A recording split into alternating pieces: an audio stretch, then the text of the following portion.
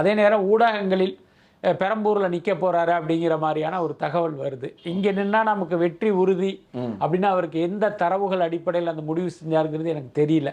But அதே நேரம் இப்போ கிடைத்த செய்திகள், இப்போ வந்துக்கிட்டு இருக்கிற செய்திகள்லாம் பார்த்தா சென்னையில் பார்த்தீங்கன்னா தாவேகாவுக்கு ஒரு பெரிய செல்வாக்கு இருப்பதாக பல்வேறு சர்வே முடிவுகள் தெரிவிக்குது. ஏன்னா எம்ஜிஆர் காலத்திலேயே சென்னை வந்து திமுகவுடைய கோட்டை தான். எம்ஜிஆராலேயே அசைக்க முடியாத ஒரு கோட்டையாக தான் அது இருக்கு. ஆனால் அந்த கோட்டையை விஜய் அசைத்து விட்டதாக இன்னைக்கு சர்வே முடிவுகள்லாம் வருது. ஸோ அந்த நம்பிக்கை காரணமாக கூட அவர் பெரம்பூரை வந்து தேர்ந்தெடுத்திருப்பதற்கு வாய்ப்பு இருக்கு. எல்லாத்துக்கும் மேல நகர பகுதிகளில் விஜய்க்கு வந்து பயங்கரமான செல்வாக்கு இருக்கு. அதை நம்ம கண்கூடாவே பார்த்துக்கிட்டு இருக்கோம். அதுக்கப்புறம் இதுக்கு பின்னால உள்ள ஒரு விஷயம் என்ன அப்படின்னா, எப்பயுமே விஜய் என்ன பண்ணுவார் அப்படின்னா, அந்த எதிரிகளை கதறடிக்கிறதுல அதுல வந்து அவருக்கு வந்து ஒரு அலாதியான ஒரு இன்பம். அதை வந்து அப்பப்போ அவர் என்ஜாய் பண்ணுவார்.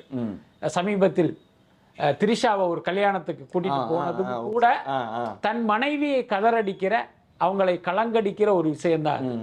எனக்கு என்னாலும் பரவாயில்ல, நீ இதனால டென்ஷன் ஆகுவியா, அப்ப அது ஆகட்டும் அப்படின்னு தான் அவர் செய்வாரு.